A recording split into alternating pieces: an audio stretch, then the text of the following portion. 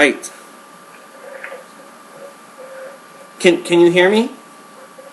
Yep. All right. I'll be right back. I'm just gonna grab something. Hold on a second. No problem.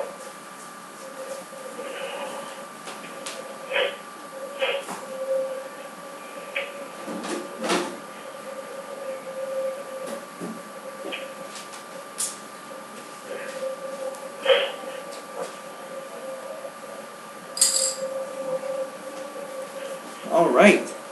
Yeah. All right. Yeah. Yeah. Might be a little feedback. Yeah, I can hear my voice after I speak. Would that be okay? For you? Yeah. So far it sounds good.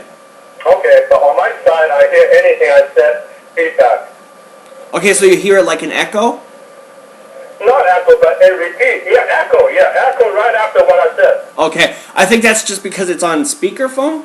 Okay, it doesn't bother me. It doesn't matter. Cool. Thank you. Thank you. Yeah.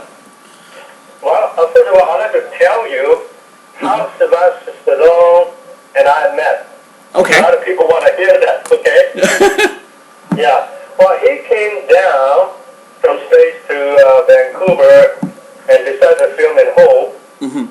And he been going around several martial arts schools, including karate, taekwondo, judo, kickboxing, boxing, kung fu. And he seemed to like my school. He was watching from outside in a car. You know, of course, he doesn't want to expose himself. I didn't even know it was him. That's amazing. And he watched it. Watch how I taught. Wow, he came in. He was impressed. He told us producer, I'm impressed.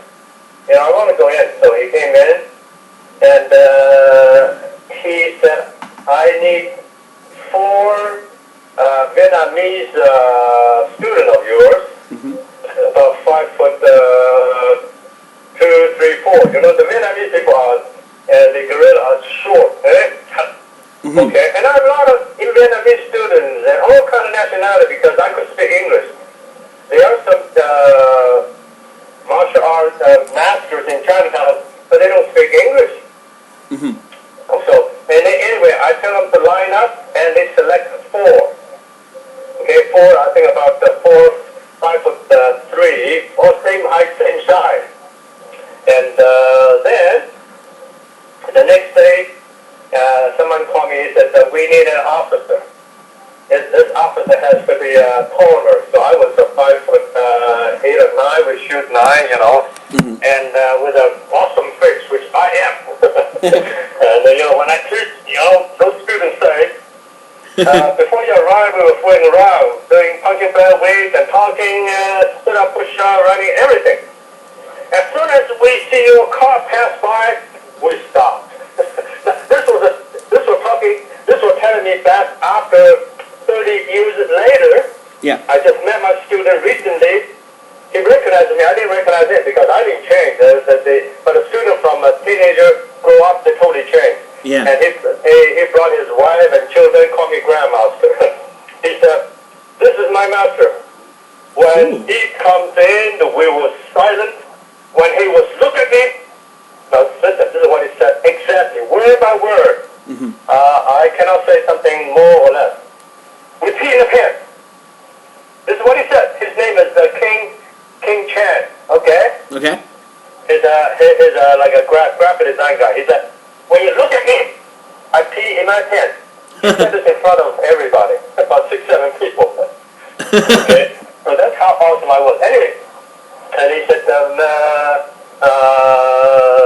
Mr. Chan, would you like to be that officer? Be the officer, but you have to be in full uniform with a hat because you're an officer, commander. Those soldiers in China, in Vietnam, they only wear the black clothes, black shoes, black pants, black clothes. We call it secret police and army because at those times they couldn't afford to have all those kind of expensive uniforms. I said, well, okay, you want me to audition me? You know, as a professional actor, you have to go to audition, all right? And they said, no, just come in tomorrow and fill out a form, and we'll take some photos of you. So that was the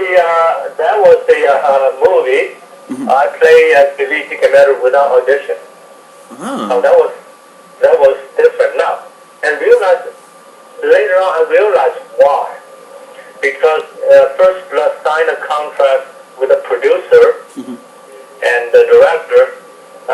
In this movie, they're only the Americans and a Vietnamese.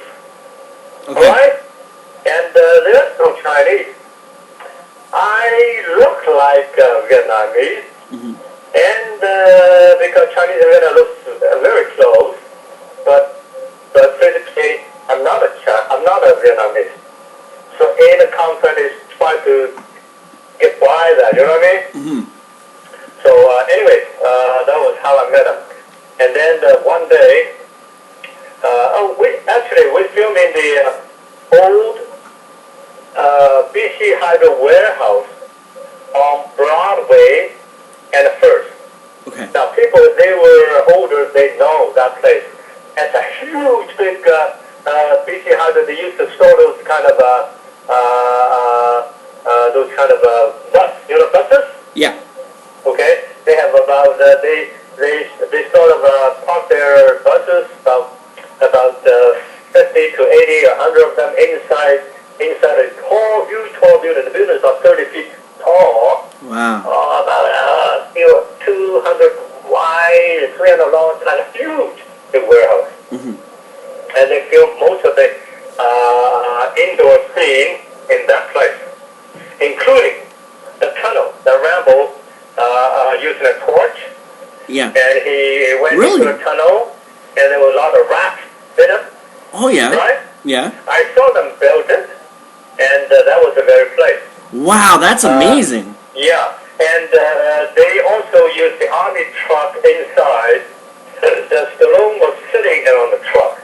Okay. He doesn't have to drive. People sort of lift up the truck a little bit, and they have a couple of huge big lumber under it. And the guy just sort of pushing, pull, and a wiggle. It looked like he's driving in a jungle.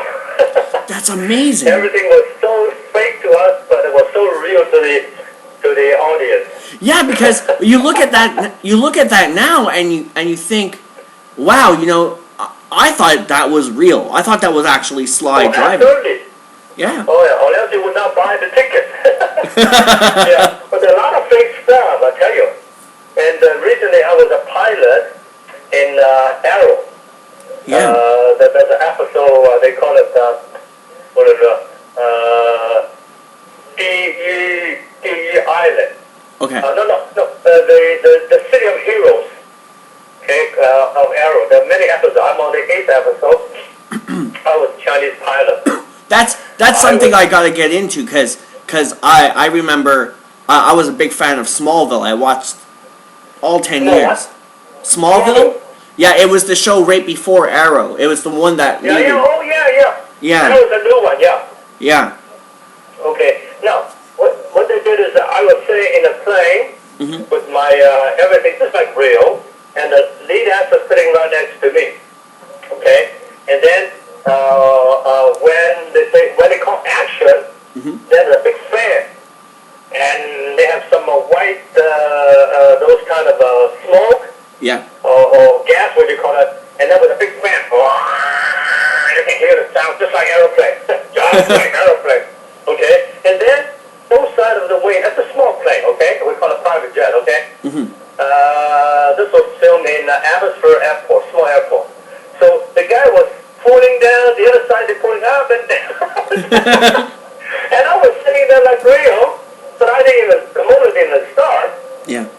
And the girl standing around, wow, do you have a parachute? Why not? Throw me on the camera, this and that. I'm very excited, nervous. And then they opened the door, another scene, okay? The camera's a different angle. And then they call action. So the lead actor and the actor, boom, jumps down from the door of the plane onto a thick mat. There are two huge elevators, just about 4 feet below. That was easy. And they still use a stuntman. Bang! There was another scene, so they jumped off. And then, after lunch, I saw they have a big crane with cable and there was a stunt double hanging in the middle of the air with the same outfit. Oh, cool. So this is a stunt double. I mean, you would not make an actor to those kind of things. The actor is actually very highly well treated. Okay. Yeah. For me, for example, if I had to fall down, drop down from 4 feet below, say my shoulder. Okay. If I drop down 4 feet above, even 4'1", I need a stunt double. The stunt double at the back look just like me. They got a hair, use wigs and a clothes. So from the back, they see no difference. Okay, and this stunt double pays about $750 a day. Wow. Now, but they have no buyout. We got buyout. We got 100% buyout.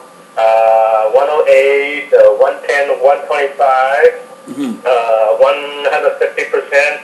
Some of the movies they pay you 200%, or even as high as 300%, depending on the budget and what you do. Yeah, I know. Nowadays, in like Rambo, they don't have buyout. They call it residual. Residual. Yeah, so I have been receiving the residual after 33 years. Wow, that's amazing because after 33, now first of all they put on the big screen, and then they this is about a year. And let me mention one thing that nobody knows. Okay, Matt? Yeah. In China, they are a closed country.